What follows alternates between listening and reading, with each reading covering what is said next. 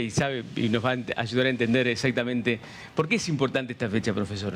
Bueno, esta es una fecha importante por dos cuestiones. Primero, por la batalla de San Lorenzo. Claro. Y fundamentalmente el tema que me han convocado es sobre la batalla de Caseros. Qué loco la coincidencia, ¿no? Sí, sí, justamente una gran coincidencia. La batalla de Caseros, que marcó un quiebre en la historia argentina, un antes y después, ya que terminaba un ciclo, el ciclo que podemos denominar de la Confederación Argentina, si bien ese ciclo se prolongó varios años después hasta que se convierte en República Argentina, pero el ciclo de la Confederación y de un país no organizado constitucionalmente termina con la caída de Rosas. Con la caída de Rosas y todo el proceso constituyente que se desarrolla después.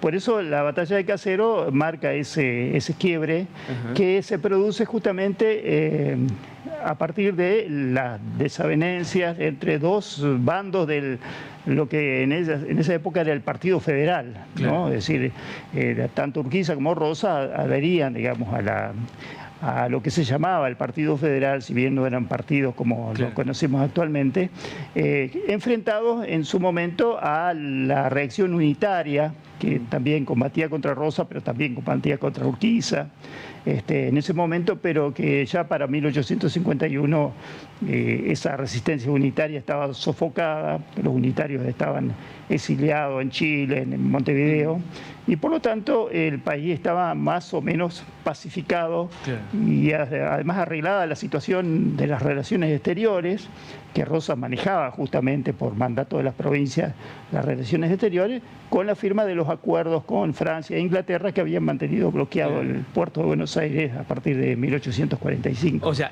Rosas y Urquiza hablaban regularmente, tenían relación, ¿y Urquiza qué le pedía a Rosas? Bueno, Urquiza de alguna manera fue la voz cantante del reclamo de las provincias por la organización de la Confederación Argentina, algo que estaba previsto en el Pacto Federal de 1831. Una constitución quería.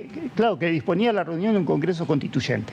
¿No? Ese frustrado Congreso Constituyente que ya empieza en 1813 con la Asamblea del año 13 y que claro, siempre se fue trasladando, frustrando, y que el Pacto Federal de 1831 estableció una forma transitoria de administrar la Confederación hasta tanto se reúna ese Congreso Constituyente y organizar al país. ¿Es cierto que Rosas medio lo minimizaba? Hablaba de ese cuadernito por la Sí, Constitución. sí, irónicamente hablaba de los cuadernitos, que eso no servía para nada, que los hechos eran más importantes que lo que estaba escrito en una Constitución.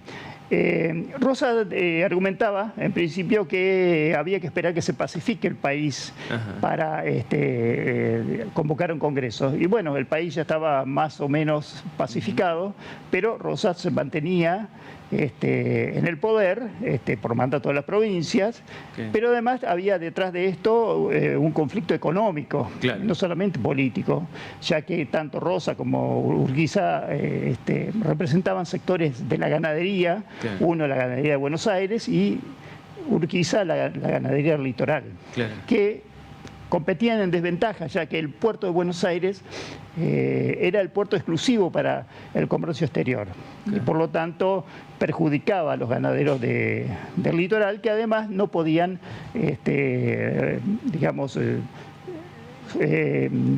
recaudar en forma directa las rentas aduaneras del comercio exterior. Profesor, ¿y a quién representaba Urquiza, además de a los ganaderos? ¿A qué provincias o qué regiones? Bueno, varias provincias, especialmente caudillos, qué sé yo, los caudillos de La Rioja, de Catamarca, San Luis, y fundamentalmente el litoral, es decir, Santa Fe, Corrientes, que tenían intereses muy, muy específicos. Porque en Caseros lo acompañan hasta paraguayos también, ¿no? Pero para enfrentar a Rosas, Urquiza debe hacer una serie de alianzas, una alianza con el Uruguay y fundamentalmente con el Brasil. Firma acuerdos con el Brasil que le proporciona no solamente créditos monetarios, sino también tropas, embarcaciones, para conformar lo que se llamó el Ejército Grande. Ya que no era muy sencillo enfrentar a Rosas, que manejaba las relaciones exteriores y el ejército. Todo incluso el ejército que comandaba Urquiza era el ejército auxiliar de la Confederación. O sea, por eso se considera que es la batalla más grande de la historia nacional. Y es una batalla muy importante, tengamos en cuenta que se movilizaron unos 50.000 efectivos, 28.000 el ejército de la Confederación, el ejército de Urquiza y 23.000 el de Rosas. En un país que tenía un poquito más de 1 millón de habitantes. Claro. Por lo tanto, fue un número considerable de desplazamiento de tropas, embarcaciones, caballería, infantería, en una batalla que se produce en la provincia de Buenos Aires, en el Palomar de Caseros, hoy en día el Palomar, claro. Pero que, digamos, dura muy poco tiempo, es decir, las fuerzas de la Confederación de Rosas son batidas rápidamente, y bueno, Urquiza se queda con el triunfo, un triunfo transitorio sobre Buenos Aires, apoyado por los emigrados unitarios que estaban en Montevideo, entre otros Mitre, Sarmiento, que al día después del triunfo de Caseros ya empiezan a conspirar contra Urquiza, ya que a ellos les interesaba justamente ellos tomar las riendas del poder. ¿Y Rosa se fue? Rosa se embarca, bueno, se exilia. Digamos, sí, se exilia, pero primeramente se va a la embajada británica, después se embarca en un barco inglés y se va a Inglaterra justamente. Ahí se queda hasta el final de sus días. Y al final de sus días, sí, porque bueno, las relaciones de Rosa con Inglaterra eran buenas, después de fundamentalmente la firma de los tratados, y con Inglaterra y con Francia. Y bueno, se queda ahí en Inglaterra hasta el fin de sus días, incluso viviendo en forma muy precaria, ya que le habían confiscado todos los bienes de Rosas en Buenos Aires, que después se lo devuelven, ¿no? El propio Urquiza lo ordena la devolución de los bienes. ¿Y es cierto eso que después Urquiza lo ayuda económicamente a Rosas? Sí, hay intercambio de correspondencia y Urquiza le manda subsidios a Rosas para su mantenimiento. No obstante haberle reconocido también los bienes que se le había confiscado y que la Constitución justamente prohibía la confiscación de bienes. Así que le devuelve los bienes y le manda ayuda financiera. Qué loco eso, puede haber sido enfrentado en el campo de batalla. Sí, fue coyuntural. Eran hombres del mismo partido, ideas parecidas. Sí. Pero no sé si hoy pasaría con nuestros políticos así, ¿no? No lo sabemos, no lo sabemos. Hoy no lo sabemos. En aquella época, bueno, se movían así, eran políticos, esa era la política, una política que de última era de cierta conciliación de alguna manera. Se mataban en el campo de batalla, pero después se reconocían. Se reconocían después, sí. Acá me hacen una pregunta sobre una anécdota que la historia cuenta. Si es verdad la anécdota de que Rosas, en plena batalla de Caseros, se puso a jugar con unas voladoras y hacía correr el caballo a un soldado y lo hacía caer. Sí, aparentemente Rosas ya estaba jugado a que iba a perder y no exactamente esa anécdota no la conozco, pero sí que jugaba a las cartas o algo así en ese momento.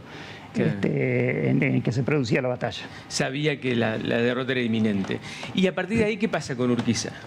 Bueno, a partir de ahí Urquiza se transforma en el gran líder de la Confederación Argentina, convoca al Acuerdo de San Nicolás y luego el Congreso Constituyente. No obstante, la rebelión de la provincia de Buenos Aires que inmediatamente se enfrenta a Urquiza. Urquiza había puesto como gobernador de la provincia de Buenos Aires, en reemplazo de Rosa, a Vicente López y Planes. ¿El del himno? El del himno, exactamente. Exactamente. Y que era un federal que respondía de última al Partido Federal. Y eso hace que el entorno de Buenos Aires, los unitarios, lo derrocaran rápidamente. Y bueno, y Buenos Aires queda en manos de los unitarios. Es por ese motivo que Paraná fue capital de la Confederación. Claro. Es decir, porque Buenos Aires se resistía a entregar la ciudad como prenda de unión y ser sede del gobierno nacional. Claro. Tanto es así que la Convención Constituyente que se reunió en Santa Fe es hostigada permanentemente por Buenos Aires, que envía tropas y ejércitos para combatir a Urquiza e impedir la reunión del Congreso Constituyente. Bueno, Urquiza lo convoca, no puede participar directamente del Congreso Constituyente porque justamente está en campaña contra Buenos Aires. Se sanciona la Constitución y luego viene todo el proceso electoral para constituir, digamos, el gobierno federal. Claro. ¿Y ese periodo cuánto dura? Y ese periodo dura hasta 1854, cuando se produce la elección. 2 años. 2 años, sí, sí.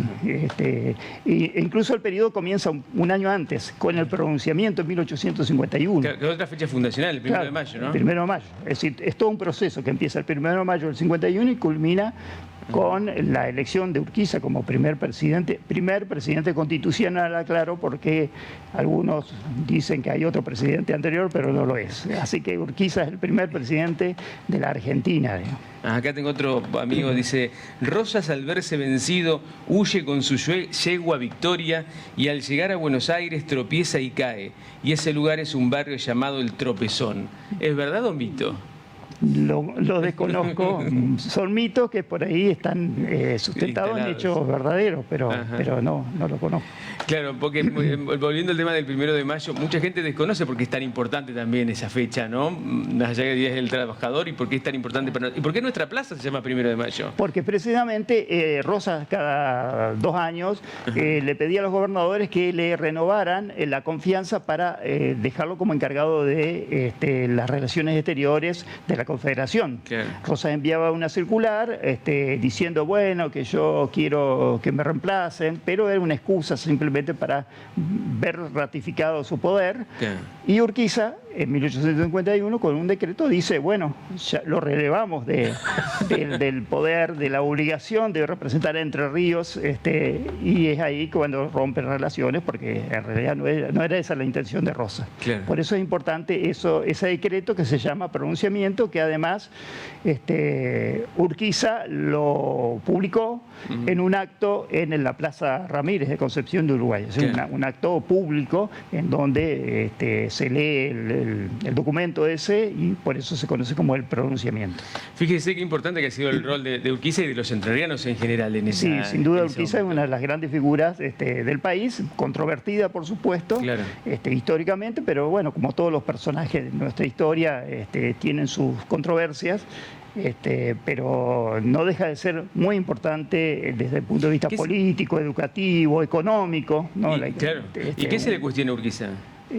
Bueno, se le cuestionan algunas cuestiones, por ejemplo, no haber impuesto, digamos, su poder en Buenos Aires cuando estaba con el triunfo, y haber abandonado Buenos Aires, por decir un ejemplo. Uno supone que podía haber hecho de Buenos Aires lo mismo que pasó con Ramírez en su momento, después de la batalla de Cepeda, que no doblegó a Buenos Aires y obligó a ser parte de la Confederación.